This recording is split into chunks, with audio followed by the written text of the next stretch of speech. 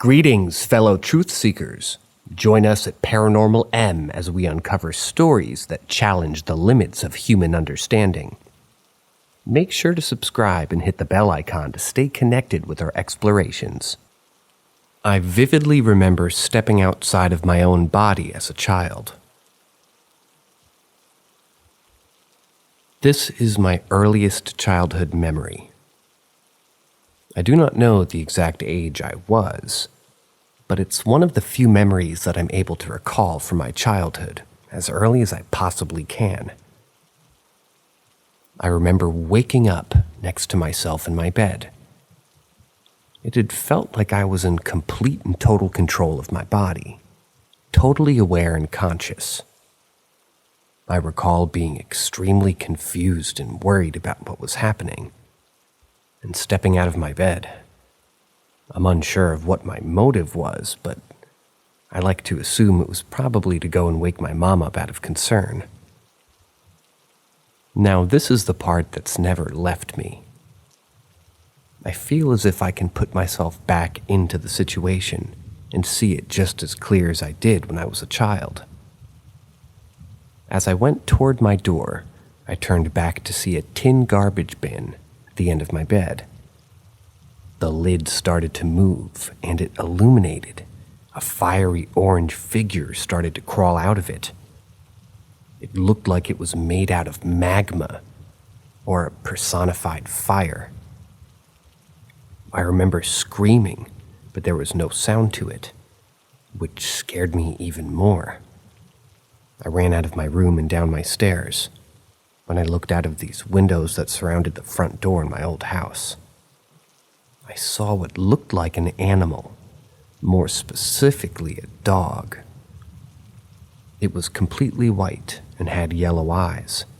It was staring back at me through the glass. I completely remember how I reacted to this, with genuine panic and fear. I ran back up the stairs, and I felt like crying, but I couldn't. I was only able to hear my own thoughts, and was unable to make noises. The environment around me, my house, was, however, just very vocal. I recall the noises of my stairs and the sound of what a garbage made out of a tin would actually sound like shuffling around constantly. The ending makes no sense at all to me. I was at the end of the hallway facing my room after running back up the stairs,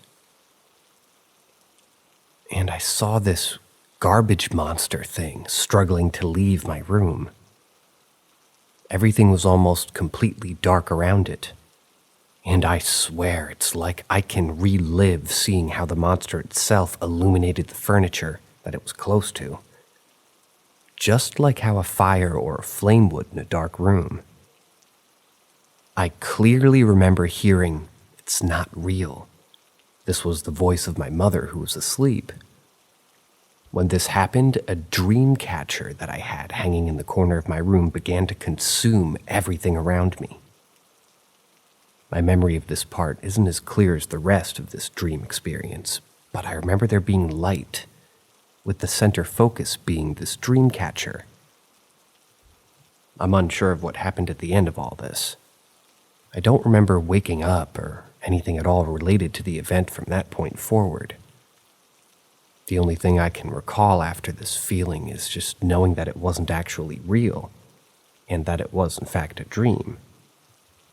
From what I believe, I'm confident that this was some sort of, an out-of-body experience or a lucid dream. However, I also firmly believe that this was the first experience I ever had with the feeling of raw, genuine terror. There's never been a time I can recall with such feelings of intense fear, other than this instant from whatever age I was when this occurred.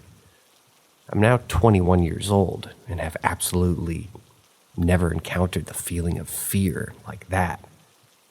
But some other times where my life was actually in danger, I did, but nothing has ever felt as intense as it did in this dream. I think that's why it's never left my memory.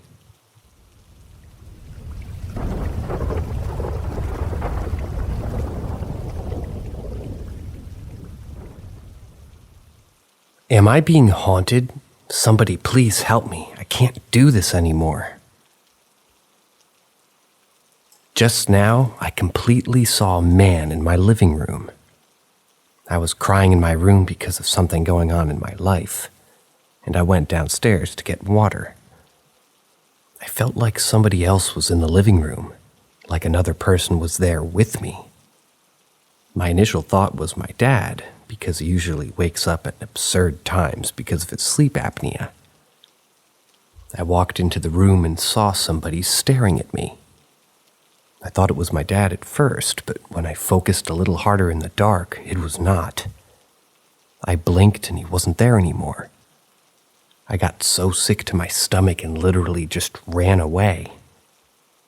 I ran into my room and I can't stop shaking.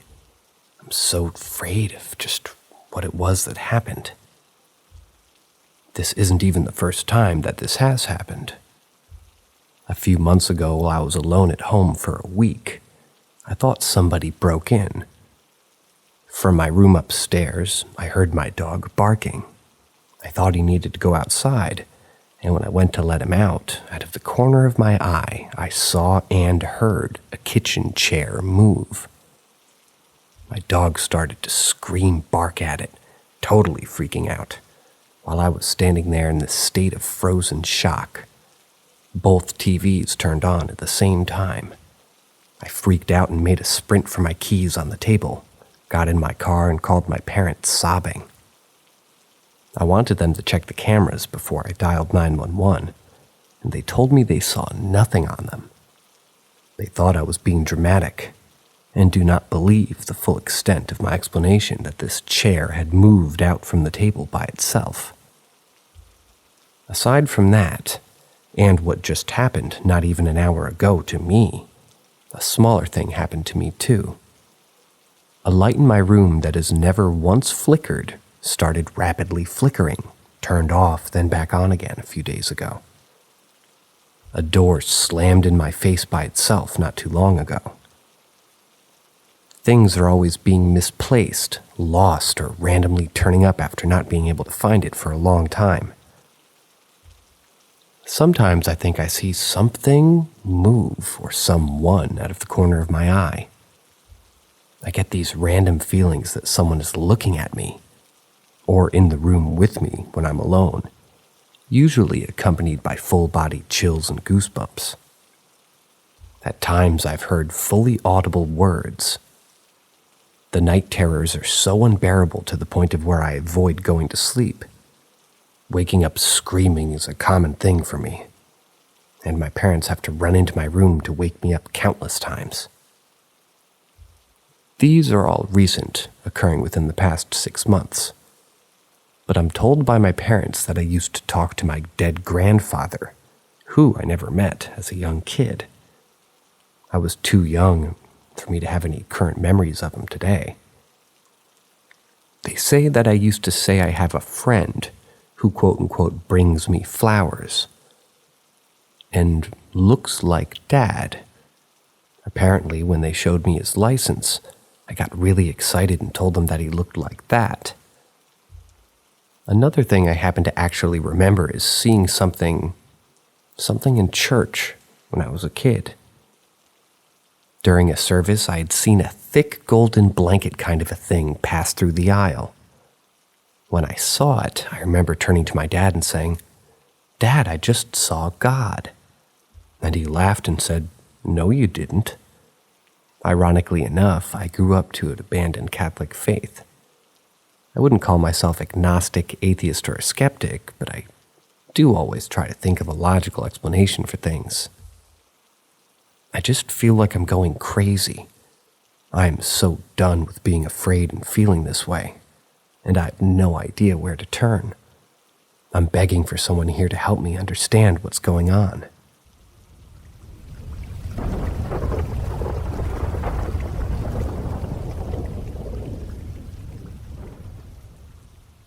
Footsteps and missing items.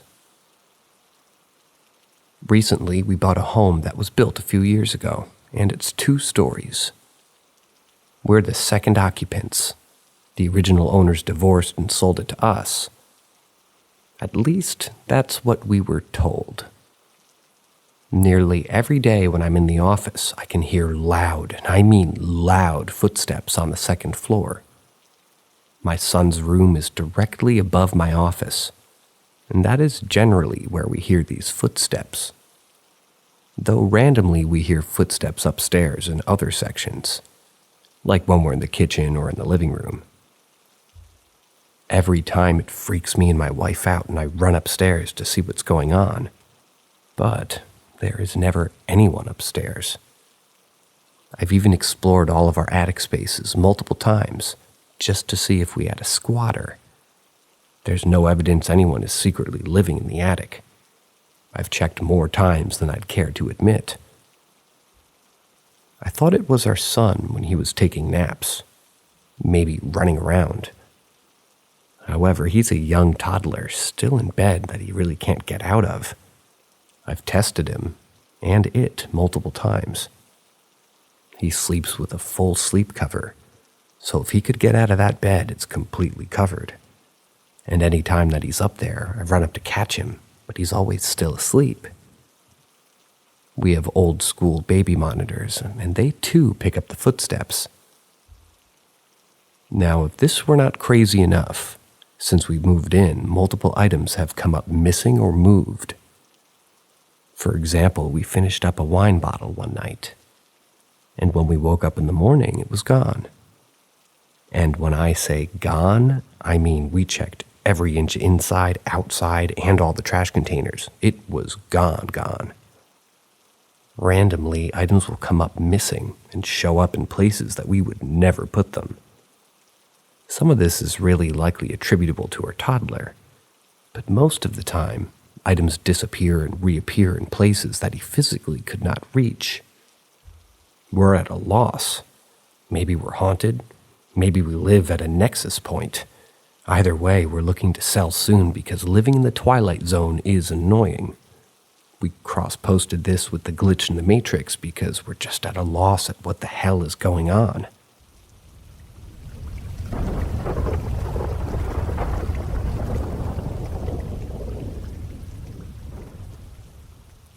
Extremely haunted donut shop. To start off, I work at a donut shop that's open literally 24 hours a day. Everyone wonders why we're open so late, but homies need their donuts, so it is what it is. I'm lucky enough to work late night shifts, which I guess is prime time for paranormal activity. When I first got hired, I was pretty indifferent to the ideas of ghosts, spirits, demons. I'm a college student, so I have a lot more important things on my mind, like drowning my ass in debt or just having a good time. Right after I got hired, one of my friends who convinced me to get the job asked me what position I got hired for. When he found out it was for the late night shifts, my guy busts up laughing and says, "Good luck, bro. Hope you know how to catch flying donut boxes." He's usually a bit of a clown, so I really didn't think anything of it. The first experience I had came on my first night. I was being trained on how to ring up orders correctly and navigate the menu system. It was around 2 a.m. at this point, and I really wasn't too busy, so my trainer felt like he could leave me on my own for a bit, and to call him over if I ran into any trouble. I pulled out my phone and started to run my playlist, when all of a sudden, I felt a cold finger tap me just under my shoulder. This made me freak the hell out immediately for one reason. My back was to the glass used to separate the customers from the register, COVID, which means nobody could be standing there. I immediately turned around only to see nobody there, and I called over my trainer to explain what just happened. He just nodded and smiled before saying, "Yep, welcome to the job, kid. Surprised it took this long for something to happen, honestly." The rest of my night was a tale of donut boxes constantly being thrown from shelves, lights turned on and off, my phone battery draining from 70 to 5 in about 5 minutes, you name it. One of my most frightening experiences to date, though, involved me actually seeing something. One of my duties at my job is to check the bathrooms to make sure that they're clean and everything is in order. One of the nights I had to do this, my manager was with me. We began wiping down the sink when all of a sudden the door swung open. We both turned to look at the doorway and a huge guy walks in. He was probably close to 6'5" or 6'6" with a beard that would give Gandalf a run for his money. When he walked a little bit closer, the room just filled with the stench of rotten, sour ass. It smelled like someone went to Chipotle, ordered everything on the menu, and decided to unleash the depths of hell on our walls. This guy looked at me and asks if the bathroom is open to use. Me, assuming the man needed to unleash the contents of his pants, grabbed my things and walked out with my manager to let him do his thing. We both waited right outside the bathroom door for about 5 minutes before my manager suggested that we go check on him. When we walked back in, it was completely silent and the stall door was closed. My manager and I just looked at each other in confusion and decided to knock on the stall door. No answer. I pushed it a little bit and it was unlocked. Nobody was there. This guy was nowhere to be found, and there's only one exit out of this bathroom. I can say for absolute certainty that he did not walk out of that bathroom. Obviously, there have been so many more experiences that have occurred, not only to me, but everyone who works there as well. I will say, though, it's a lot more fun to be sort of a veteran of this place, watching the new hires get freaked out at the voices, flying donut boxes, and physical touches. Because now I've been through it all, and I've seen it all.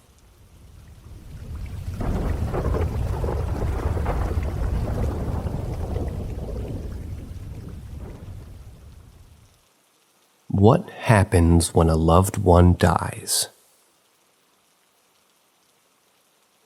This happens in Mexico. Me and my family are from a small town at the outskirts of one of the biggest cities in the country. And that has become semi-urbanized since last century. So people here still have strong folklore about the supernatural things in comparison with the rest of the city. So the paranormal stuff is seen here as something more accepted between the people. To the story. It happened at the beginning of last year, when the second wave of COVID really hit the country, making almost all of the hospitals get overwhelmed. One of my uncles works as a nurse in the hospital, so unfortunately he caught the virus and ended up infecting his family and parents, as well as my grandparents, even before presenting symptoms. His father and my grandfather were brothers, and all of the 3 houses are next to each other. The problem started when my grandpa and his brothers started to get worse after they presented symptoms. So, my parents decided to take my grandparents to our home in order to take care of them. Fortunately, my grandma didn't present even symptoms, but despite her best efforts, my grandpa was not getting better. Taking him to a hospital would have been a death sentence due to being overwhelmed, as I mentioned before, due to him being already dependent of oxygen tanks because of the virus. So, transporting him was really difficult and a risk for his health. And even if he would have been accepted, the personnel inside of hospitals weren't enough. We have more family members working inside hospitals, so we knew what was really going on inside of them. After 2 weeks and all of our efforts, he did not make it. So as you can imagine, it took a really big toll on us all. As for the brother of my grandpa, he ended up dying as well, both of them being at their 80s. Now, one of the usual things believed here is that when somebody dies, the person stays around for a few days. I've never been someone who believes every story about paranormal stuff.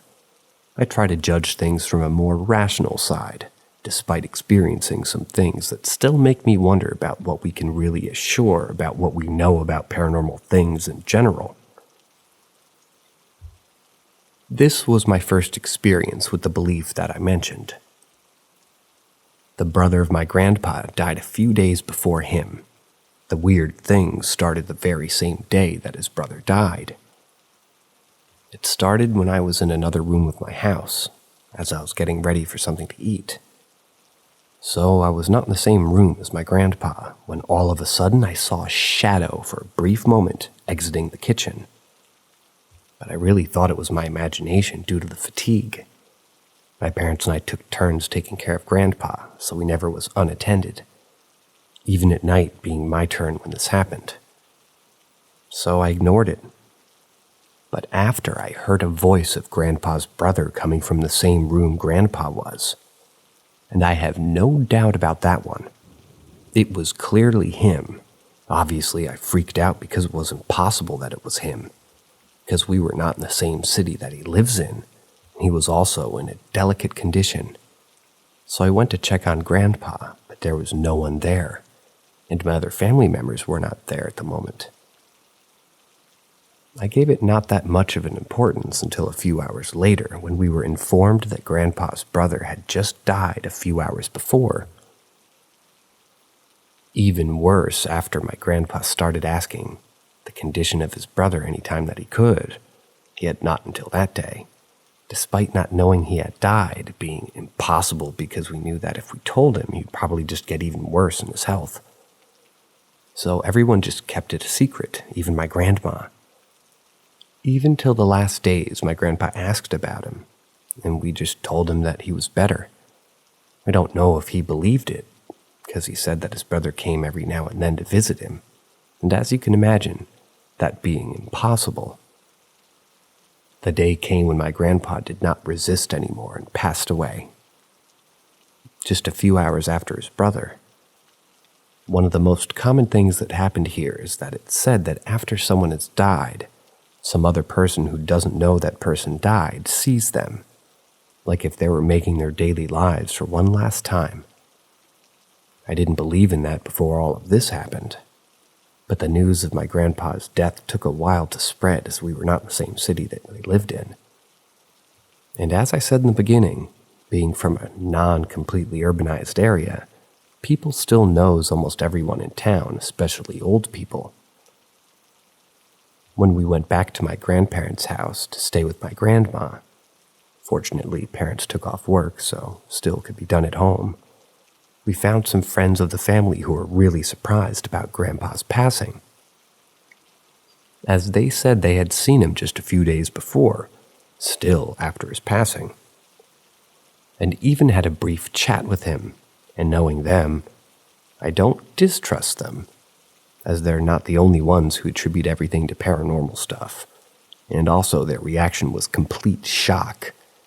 Maybe I believed more easily due to what I experienced with my grandfather's brother. Even for a few days after we arrived, my grandpa's rocking chair swayed at random times. I would have known if the wind or a minor earthquake were causing this because I know that house like the palm of my hand.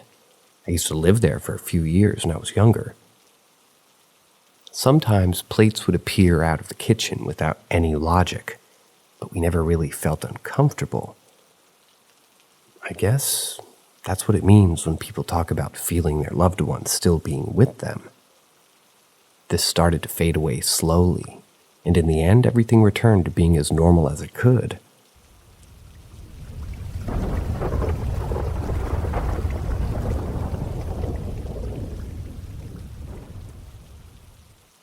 I need help explaining something that happened while I was younger.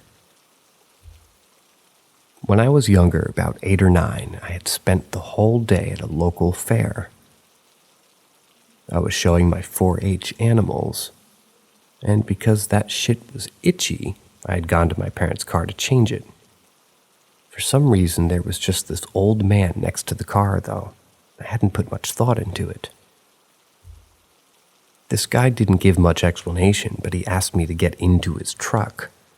I hadn't really been educated in kidnapping and stuff, like I knew it wasn't a good idea to trust strangers, so I quickly said no thank you and finished changing before running off. Skip forward several hours, and once I was done hanging out with some friends, I go back to the car for it to be gone. For context, I've never had a good relationship with my parents. and I really shouldn't be living with them with all they do to me. Of course, I was worried. Really didn't have any way to get home now but walk. But that old man was still there. He said that he knew my parents, even said their names, and said that he was going to take me home since they had forgotten me. Being a small town in Ohio, I didn't really take much for anybody to know each other, especially when your grandfather was the favorite high school teacher for forever, basically. So I really didn't question him and climbed in. It was at this time that I noticed the first weird thing besides him still being in the same spot as earlier, as if he knew it was going to happen. His face would almost change, if that makes sense, never appearing quite the same as it had only a few minutes before, yet still recognizably being him all the same. Of course, he didn't take me home, but instead to his own home. Besides the normal kidnapping crap, there was many things off about this. Where we're seemingly phasing in and out of traffic, as if we weren't entirely there. Another thing of note is that when we finally did get to our destination, at first we had just turned into a cornfield before a small path just barely large enough for the truck made itself known. It was as if we were entering something otherworldly, and that I was witnessing something that I really shouldn't have. At the point of him shutting the truck off, I had understood that I had just been kidnapped, but something about him just made me feel so calm. Like I knew that nothing could go wrong in his presence, like no harm could possibly come to me. My time there was, for lack of a more fitting word, perfect. I had no worry of getting hurt from my parents, no stress to be as perfect as possible. No worry that every little thing I did wrong or forgot to do would get to hurt me. I got to do whatever I wanted, play games with him or bake and help him around the house or anything else my brain could come up with. Eventually, the time came when I realized that I really needed to go back. No matter how perfect it was, I couldn't stay here any longer, simply because I needed to get back home. Thus, I left as soon as I knew that he had fallen asleep, and just as we came in, the corn parted large enough for me to pass through while some fireflies fluttered about as if to light my path. It took me what felt like days to get back home, though it was probably only a few hours since night had broken. Or rather, since night hadn't broken. The whole time it felt as if I was pulled in two separate directions.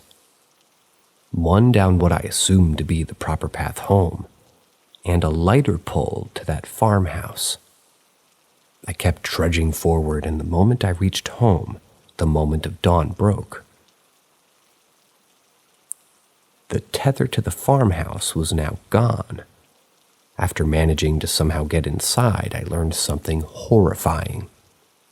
I had been there for 10 days, and just as suddenly as I disappeared, I had reappeared. Years later, around 11 this time, while out with friends, I noticed I was near that magical cornfield, and just kind of went over to it, expecting something to happen. But nothing did. The corn simply swayed in the wind, and even going deep enough into it that I shouldn't have found the house, and there was nothing. No clearing, no beat-up old pickup, no kind old man.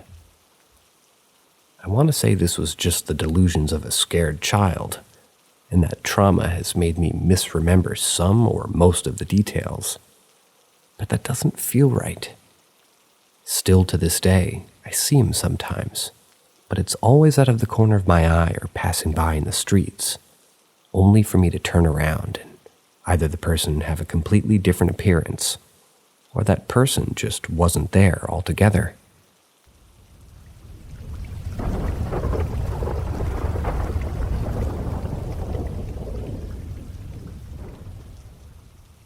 Dream hopping or dimensional travel.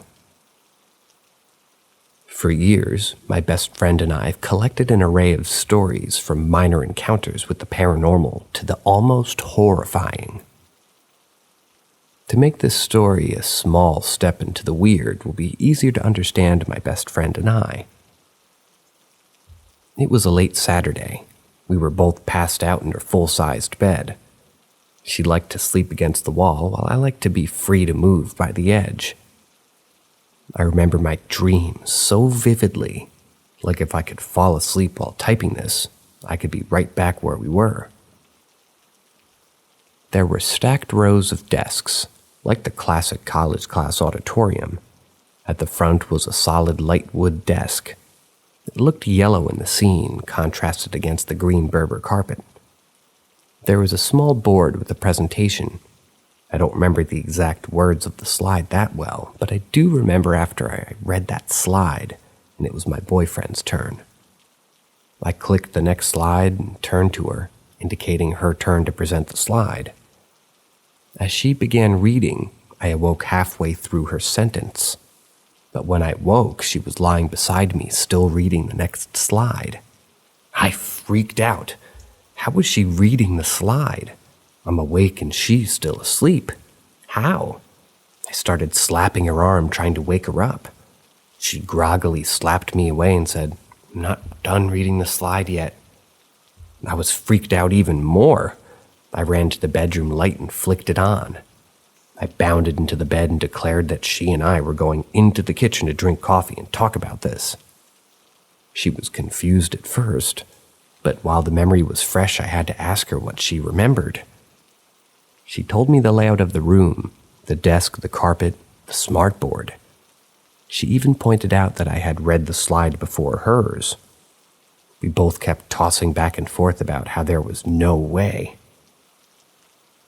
I think at the time we remembered the topic of the presentation, and she said that she had no idea why she would know that stuff. We still reminisce on that scary dream hopping. And every time we do, I always wonder if we really had transported ourselves into each other's dream, or somewhere else.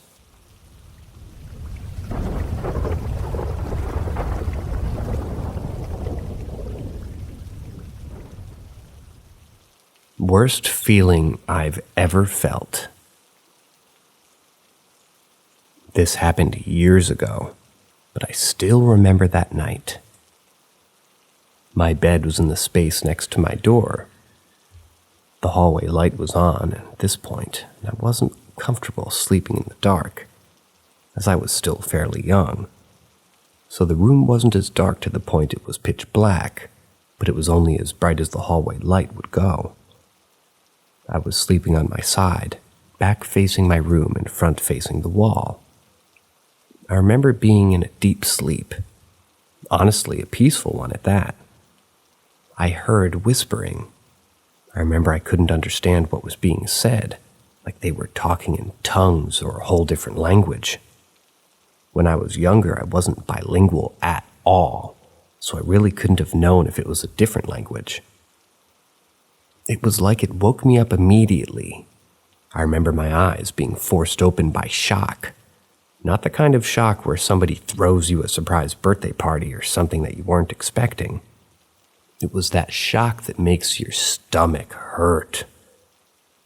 I knew someone was at the top of me because I could see their outline. I didn't dare to move. I was so scared. At one point, they stopped speaking and slowly started to move to the side of the room. My eyes were stuck to where that thing used to be, and I remember having to talk myself up, trying to gain just one bit of courage to even look. I eventually did look, but as you could guess, nothing was there. I don't remember much about what happened afterwards. I just know that I eventually did fall asleep. I haven't experienced something so terrifying since then. Every time I talk about it, being reminded of that dreaded feeling.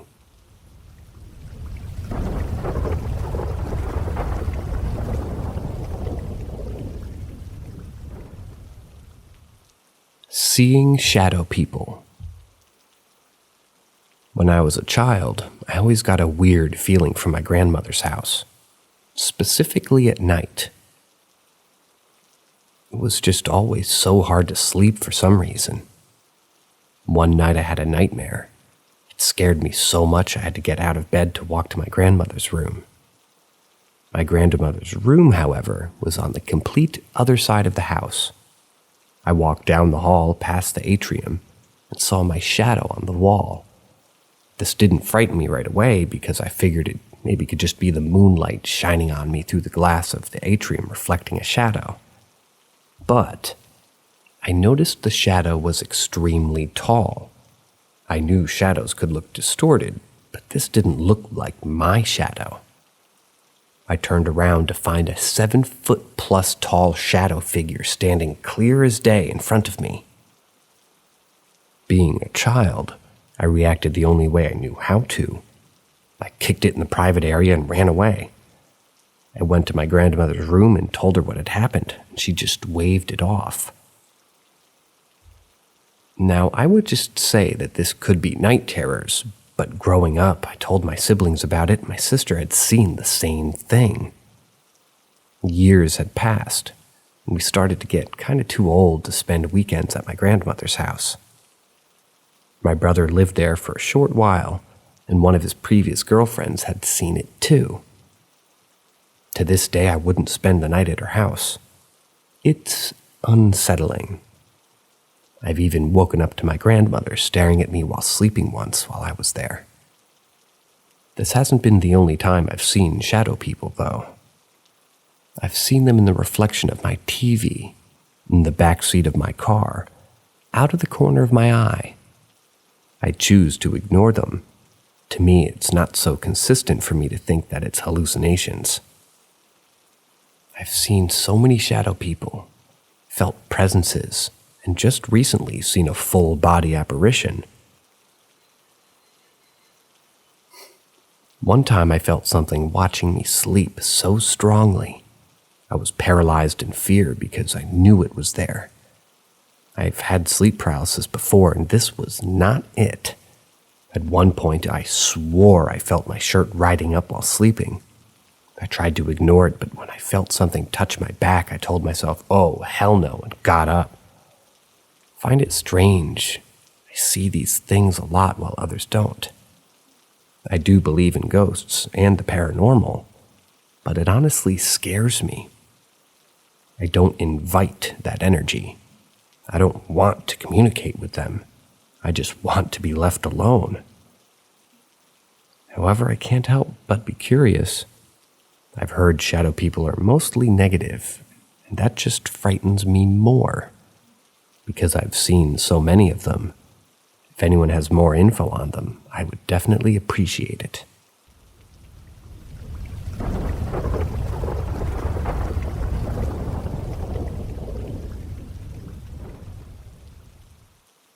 Did something impersonate my dad?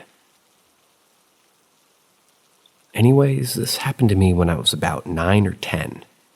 I was preparing to go to sleep on a weekday, and I got underneath the blankets when I heard someone walking into my room. When I was a kid, I always left my bedroom door wide open, but because of the layout of my bedroom, I can't see anything outside when I'm laying on my bed. I only realized it was my dad when he stepped into my room and stood by the doorframe. That's when I noticed something really weird about him. He had this expression on his face like he wanted to kill me, or like if I had done something terribly wrong and he was furious at me. His eyes were completely open. At first, I thought I had done something wrong, like I clogged the toilet or he had tripped on one of my toys and came to my room to scold me. But he just stood there with the most serious look on his face for about 10 seconds without saying a single word. My dad is the least serious person I know, and he's really talkative, so this unsettled me very deeply. Then I asked him, "What's going on?" And he didn't react at all. Now that I think about it, I don't think he even blinked during this whole thing. He stood there for about 4 seconds after I asked him, and then he just straight up disappeared. Like he was edited out of a video, like he logged off from an online video game. I was dumbfounded. I sat on my bed completely frozen, thinking of an explanation of what just had happened. Was I dreaming? I recall being wide awake with my bedroom lights on, not being tired at all. In fact, at that time, I couldn't fall asleep if I didn't have my blankets covering my head. And I also was playing with my PSP before I heard the footsteps. So, was he really in my room, and I just had suddenly fallen asleep? Then I woke up and he wasn't there? If so, then why did he have that terrible expression on his face? I checked the time on my PSP, and only a minute had passed since I turned its screen off. I concluded that I couldn't have had a quick memory lapse, and he actually did leave the room normally. So I quickly ran to my parents' room to see if he was either in the hall walking to his bedroom or inside of it, preparing to go to sleep, To my surprise, when I entered, he was sound asleep, snoring loudly. I woke him up and his eyes were bloodshot red as they usually were when he was been sleeping for a long time. His hair was also really messy, unlike when he came into my room. I asked him in a serious tone if he had gone to my room before going to sleep.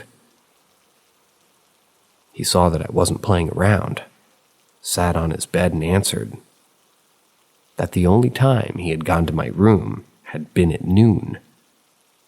I literally cannot explain what happened to me. My dad thinks it's pretty weird, and I stopped mentioning it because he's pretty scared of the paranormal, and I don't want to stress him out. I don't tell the story often since it's so ridiculous. I know nobody would believe me, but it's been bugging me for so long I just want some sort of explanation. You can't make this shit up.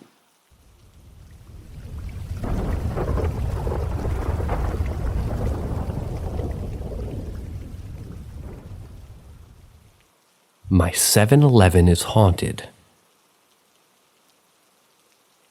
So a while back, roughly around mid-November 2021, I was working night shift at my local 7-Eleven. My coworker was in the back cooking chicken, and I was out front taking care of the customers and making sure all of our write-offs were done. And then I heard this alarm telling me that the door opened and a customer had entered. I spun around to greet them, and as I did, I saw a black blur rush through the door and dart down the nearest aisle. At first, I thought it was a customer that really needed the washroom or something, but then I noticed I didn't see them pass by any other aisles leading to the washroom. So, I decided to take a quick look around the store to make sure they weren't trying to steal anything. However, I couldn't find anyone in the store. They just disappeared. Roughly 5 to 10 minutes later, a woman entered the store and walked down all the aisles, seemingly looking for someone. Then she called out their name, "Wesley." She only said it once before leaving the store. After that strange night, up until 3 days ago, things were normal. Nothing really seemed out of the ordinary, but the only incident I found being slightly strange was hearing a banging thud on the walls. This was in the kitchen one day. However, one of the bathrooms is on the other side of that wall, so I was cooking at the time, so really didn't know if we had any other customers in there at that moment, which is completely possible. There could have been countless things that they were doing. We've had extremely high people banging around the bathroom before. Teens will sometimes decide to have sex in there. Ew. Needless to say, that washroom's definitely seen some shit. And I wouldn't be surprised if it was a customer. Anyways, on Thursday, January 20th, I was once again working the night shift.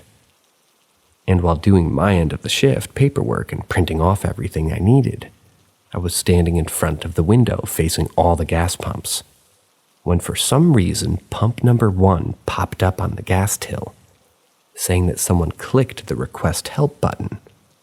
But when I looked out the window, there was no one anywhere near the pumps. The entire lot was empty, except for a couple of cars belonging to other people in the area who also work night shifts in the neighboring stores. Later that same night when I went to the washroom, the door handle jiggled when I was inside. This was an employee washroom in the back. Customers don't have access to it. And when I came back out, I asked my coworker if she was trying to open the door, but she was getting cookies boxed to sell to customers and never left the front of the store.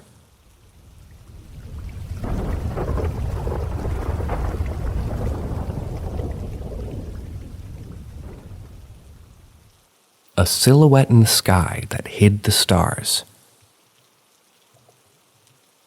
This one happened to me when I was young, like elementary school age. Pretty sure like 4th or 5th grade. As I had mentioned in my previous post, there's absolutely nothing to do in this little town. At least there wasn't when I lived there. So more often than not, this led to kids being mischievous. This night was no exception. I waited until my grandparents fell asleep, and then I snuck out. Yes, at 4th or 5th grade, and met my friend up the street. We really had no plans, like, what the fuck was a couple of kids going to be doing out at night anyway? Wasn't the safest idea looking back. Anyway, I met up with my friend on his bike, and we just rode around together and teased each other, and did what typical 4th or 5th graders kind of do.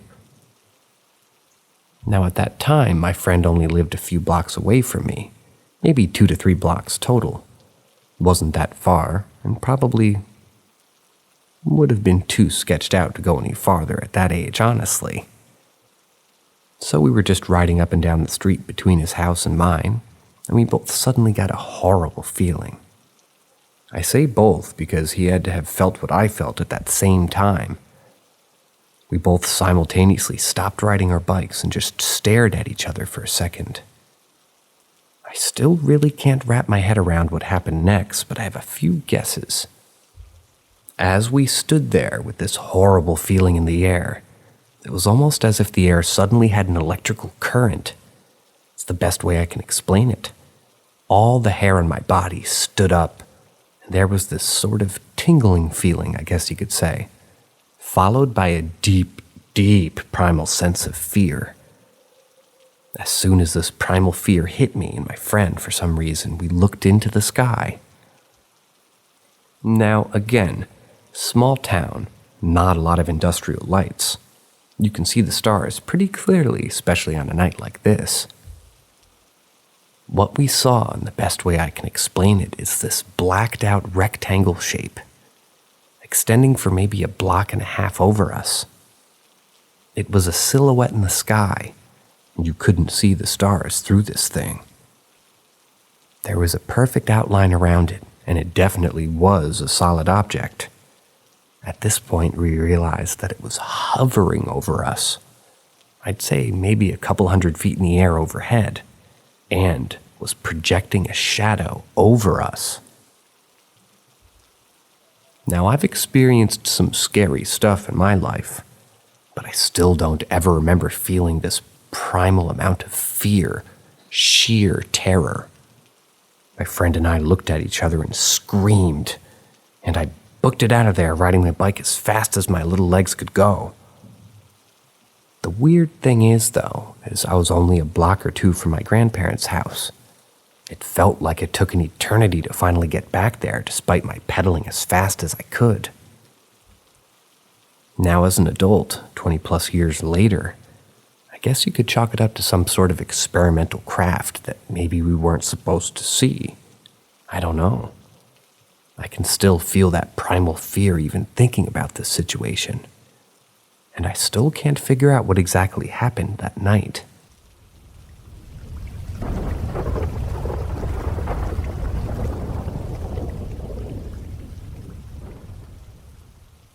I watched someone get possessed when I was in middle school. Went to middle school or junior high, whatever, in a small town and community. There honestly was nothing, like absolutely nothing to do besides go to the mini mall or to the community rec center, where they would hold these teen dances and play horrible early 2000s music. Ew. Ended up going to one of these teen dances per usual with a group of friends. And per usual, said group of friends got into it with the preps or jock kids. Fight breaks out. Police are called. Everyone scatters. Me and this kid, who I'll just call Nate, end up walking back to his house on this bike path that runs along the backside of this rec center. It's nighttime, and there's a skate park to one side of us, and for a while, then nature trails, and a river on the other side. We keep walking along this path, and suddenly Nate stops and says, "Do you see that?" pointing into the pitch blackness as he faced the direction of the nature trails and the river. Now, this kid was admittedly at times not always too nice to me, and I thought he was just messing with me at first. So I say, "See what? There's nothing there." But at this point, this fool is walking towards whatever he thinks he sees. I see him walk right up like he's approaching a person, looks back at me and just crumbles. It was like he fainted or something. So now I'm in the middle of this path completely alone, and there may or may not be some type of presence that just caused my friend to pass out. I'm scared to death at this point, obviously, and this is all becoming too much for my 13-year-old brain to handle. I'm half Hispanic, and I grew up around very religious elders, and was always told when I had nightmares or even if I felt evil that I needed to pray. I started walking towards my friend because I didn't want to leave him there, but I also didn't want to be alone, and I began praying. Now, as an adult, I am not religious, but at this time I was doing whatever I thought would help. I went to try and pick my friend up, and he was so heavy, abnormally heavy. I was big for my age, and he was much smaller than me, height and weight-wise, and it was like I was trying to pull a grown man. I know dead weight, but this felt different. He also was ice cold to the touch, despite it being in the middle of summer. I started to drag him and was praying and focusing on this one particular star as I did so. Not really sure why, looking back, but I focused on this star and prayed repeatedly. My initial thought was to drag him to the hospital, but I swear the more I prayed, the brighter this star got, and it was like he was revived or something. He woke up annoyed that I was dragging him and scuffing his inversion, and just confused about what had happened. He said that he saw an old man near the tree line when we were walking, and that he motioned for Nate to come towards him. He said once he got close to the old man, this thing put out its freaking hand inside of Nate, which is what apparently made him pass out. I was happy he was okay, and that I wasn't alone, and we ended up walking back to his house like nothing happened. But I believe something did happen to Nate that night. Flash forward a month or so later, and per usual, I'm meeting up with my friends to once again go to one of these teen dances. Because per usual, that's the only thing going on. I get to Nate's house and the whole feeling is just off. Hard to describe, really. I go downstairs to Nate's room, and he's not in there. But this is something that happened. We were good enough friends that I would just wait for him to pop in, which he would do normally. But this time, there was nothing. I go back upstairs, and every single animal this dude had, which was like a cat and 2 or 3 small dogs, if I remember right, they were all standing hair raised with their backs to the front door, staring up. And I see my friend Nate sitting over this banister that he had in his house in a weird way, feet dangling. Didn't see him there when I came in, and he's just silent, scribbling and mumbling something. "What's up, man?" I asked him nervously, not really knowing what the hell was going on at this point. Nate looked up at me and looked like he hadn't slept in a few days, deep circles underneath his eyes, and he says, "I ain't fucking scared." Confused, I asked, "Scared of what, bro?" And he jumps down from the banister with the paper in his hand and gives it to me. The paper has the word death, and then just black scribbles. like he had been sitting scribbling the same circle in the same place for a long time. Instantly got all the bad vibes and nope energy, and I just flat out told him, "I'm going home, man," and opened the door, leaving his terrified animals in the corner and wondering if they'd be okay. Long story longer, Nate eventually got into a lot of trouble, dealt with some pretty crippling vices, and though he's still alive now, looks like a shell of his former self, or just not what you would have expected this kid to grow up to be, say the least. I think I witnessed a possession happen to him. Haven't told many people this story, and I don't think I've ever shared this in detail.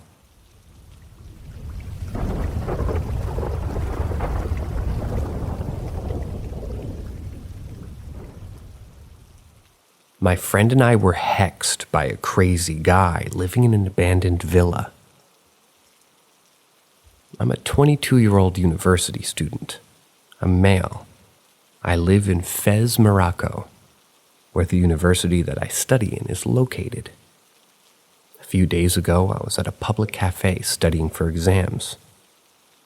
And as I was leaving for home, I ran into my friend. Spelled Mehdi. The narrator's going to go with Mehdi. After the usual, "Hey, how are ya?" he told me something weird had happened to him. As he was walking to the cafe to meet me, he passed by an old abandoned villa situated on a small street behind the cafe. The villa is old and is surrounded by a 1.5-meter long wall that is further supported by a 2-meter long steel fence on top of it. The villa itself can only be viewed partly, mostly because of the vegetation behind the fence, old trees, untrimmed plants, and usual horror story stuff. As he was walking past the villa, my friend was called by a weird, creepy guy from behind the fence. When he approached the guy, he gave him a piece of candy rolled inside of a piece of paper, as well as another piece of paper folded neatly and covered entirely by Scotch tape. My friend thought it was weird, but didn't think much of it. As he continued to walk, he unwrapped the piece of candy, just to check if it was actual candy, and threw it away. Then he moved to the scotched-up piece of paper. After struggling with the tape for a bit, he managed to open and unfold it. He was surprised by a weird assortment of letters, symbols, and hard-to-decipher words in Arabic. In my culture, these things are taken very seriously, and the majority of Moroccans believe this stuff is real and works. So my friend, who studies Islamic jurisprudence, was very surprised to know what it was. A hijab, not to be confused with a hijab. They're both spelled the same way. It's a sort of magic charm that veils its users from harm and protects them from evil spirits. And in some occasions, it could also work as a bringer of love, appreciation, and service from other people. When my friend told me the story, I was instantly intrigued. For all my life, I've been curious about these things. Although I do not believe in them and still don't to this day, I wanted to see if the spell would work. I took the piece of paper from him, gave it a quick scan to see what it was all about, gave it back to my friend, telling him to keep it until we go back home and, in fact, see what it's about. When we did get back home, we opened it again and read it another time, more closely together.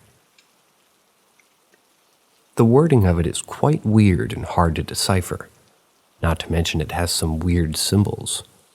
One in the shape of a cross, and the others in the shape of an Othala,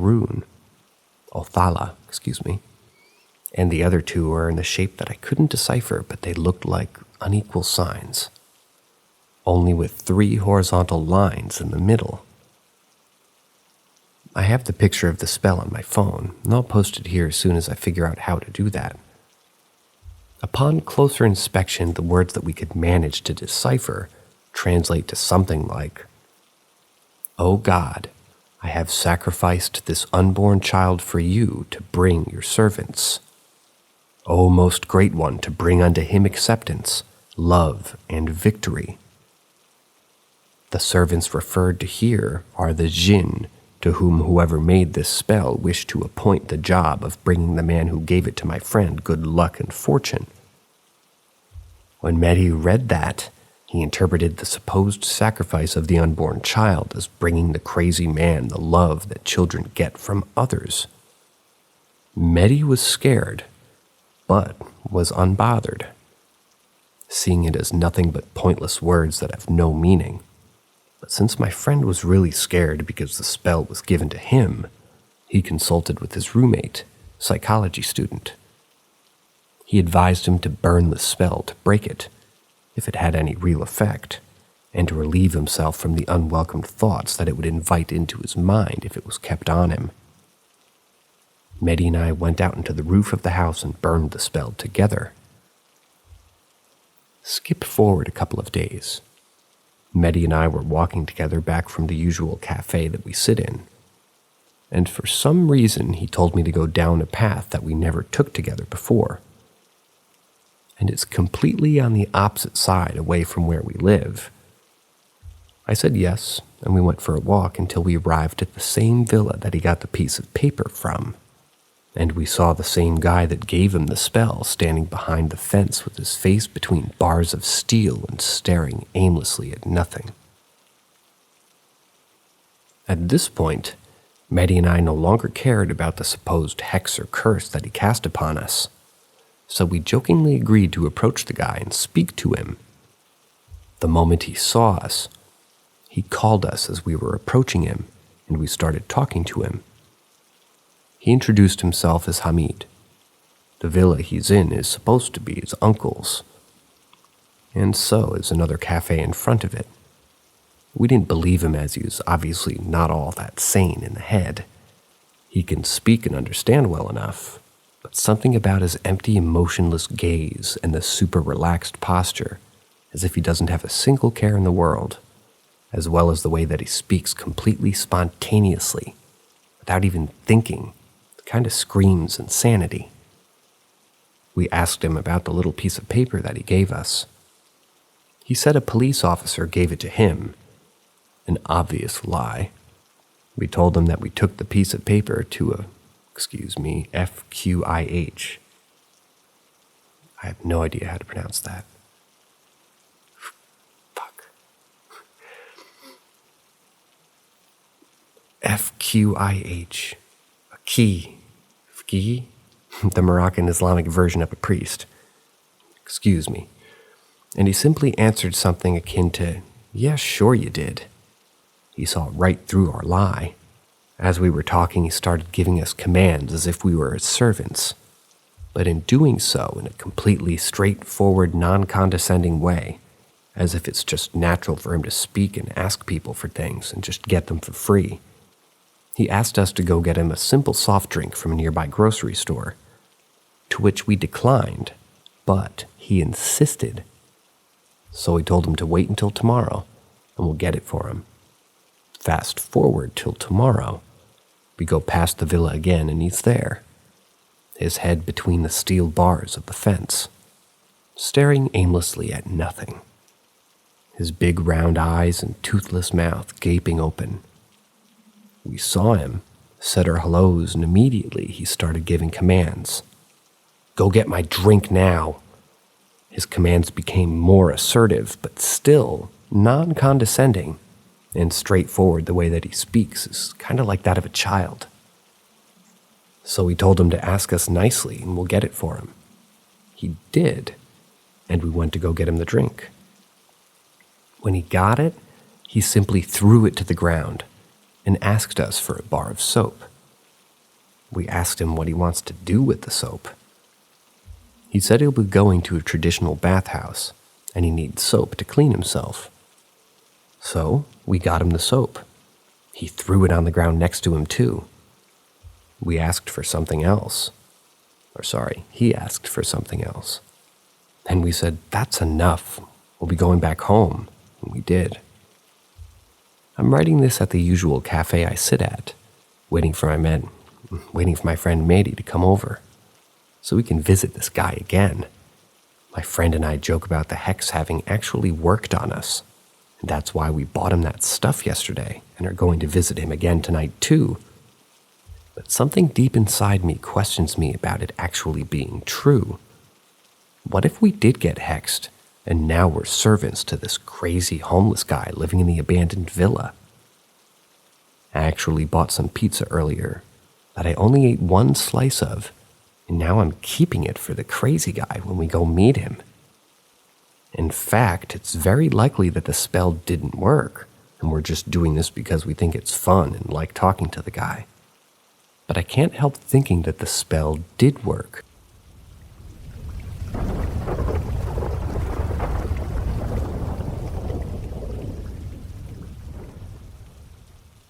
Things and moments to share. Early 90s. My old house definitely felt weird. I had always thought I had seen shadows in the corners, but I just shook it off as I got older.